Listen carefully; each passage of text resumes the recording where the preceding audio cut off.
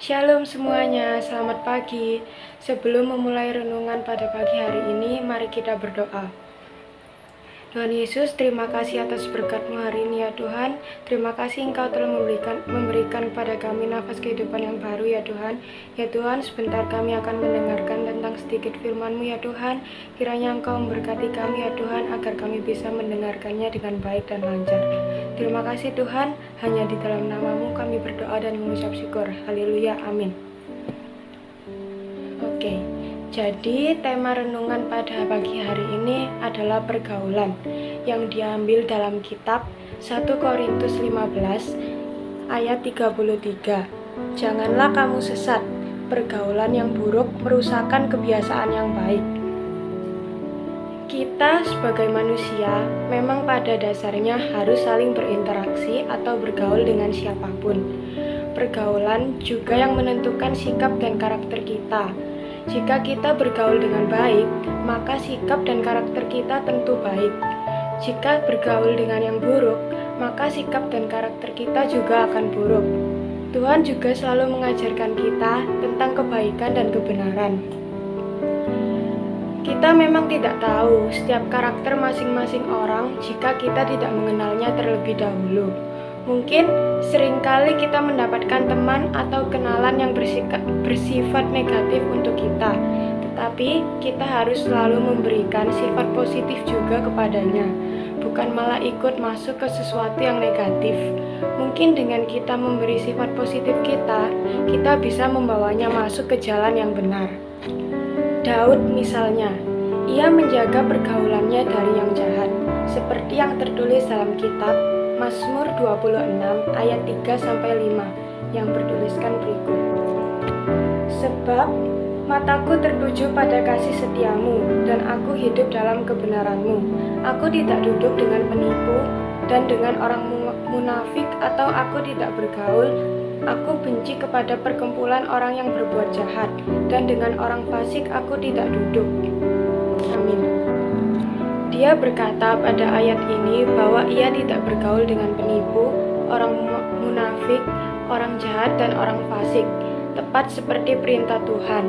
Namun dalam Mazmur 25 ayat 11-14 dituliskan sebagai berikut. Oleh karena nama-Mu ya Tuhan, ampunilah kesalahanku, sebab besar kesalahan itu. Siapakah orang yang takut akan Tuhan? Kepadanya Tuhan menunjukkan jalan yang harus dipilihnya. Orang itu sendiri akan menetap dalam kebahagiaan, dan anak cucunya akan mewarisi bumi. Tuhan bergaul karib dengan orang yang takut akan Dia, dan perjanjiannya diberitahukannya kepada mereka. Amin. Jadi, jika kita sudah berbuat dosa, kita harus mau mengakuinya serta memohon ampun kepada Tuhan, sehingga kita menjadi orang yang diberkati dan bahagia. Bahkan sampai pada anak dan cucu kita, Tuhan mau bergaul karib pada kita yang takut akan Tuhan. Contoh orang yang bergaul baik dengan Tuhan ialah Nuh. Dalam Kejadian 6 ayat 9-12. Inilah riwayat Nuh. Nuh adalah seorang yang benar dan tidak bercela di antara orang-orang sezamannya. Dan Nuh itu hidup bergaul dengan Allah. Nuh memperanakan 3 anak laki-laki, Sem, Ham, dan Yafet. Adapun bumi itu telah rusak di hadapan Allah dan penuh dengan kekerasan. Allah memilik bumi itu dan sungguhlah rusak benar, sebab semua manusia menjalankan hidup yang rusak di bumi. Sekalipun orang pada zaman itu hidup rusak, anak-anak Allah bercampur dengan anak-anak manusia yang berarti sudah tidak murni lagi. Namun tidak demikian dengan Nuh. Nuh tetap menjaga kemurniannya sehingga ia hidup bergaul dengan Allah.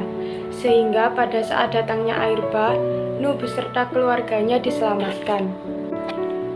Paulus menyerukan kepada kita agar kita berhati-hati menyikapi pergaulan, seperti perikop kita pada pagi hari ini, yaitu 1 Korintus 15 ayat 33. Janganlah kamu sesat, pergaulan yang buruk merusakkan kebiasaan yang baik. Paulus mengingatkan dengan tegas kepada kita bahwa kita harus memperhatikan betul pergaulan kita, agar jangan sampai segala yang baik yang telah kita capai kemudian hancur berantakan. Kita diingatkan untuk mewaspadai segala godaan dan tawaran yang bisa dibawa oleh lingkungan pergaulan kita. Dalam 1 Tesalonika 5 ayat 21 dikatakan, "Ujilah segala sesuatu dan peganglah yang baik." Kita harus senantiasa menguji segala sesuatu, apakah sesuai dengan firman Tuhan atau tidak. Berhati-hatilah, karena jebakan bisa masuk dari manapun. Itulah sebabnya kita harus rajin membaca firman Tuhan, agar kita tidak gampang dibohongi karena kekurangtahuan kita. Bergaul tidak salah, tetapi kita harus bisa kritis terhadap pendapat atau ajakan teman-teman. Jagalah diri kita agar jangan sampai terpengaruh kepada sesuatu yang menyesatkan.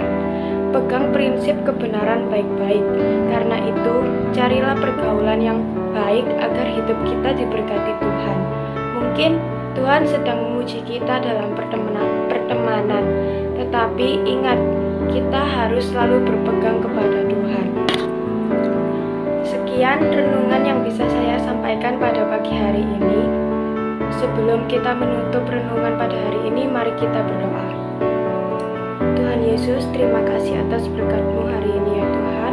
Ya Tuhan, kami telah selesai mendengarkan tentang sedikit firman-Mu ya Tuhan. Kiranya Engkau memberkati kami ya Tuhan, agar kami bisa mengerti apa yang dimaksud oleh firman-Mu ini ya Tuhan. Terima kasih Tuhan, hanya di dalam nama-Mu kami berdoa dan mengucap syukur. Haleluya, amin. Terima kasih, shalom, selamat hari Minggu, selamat beribadah.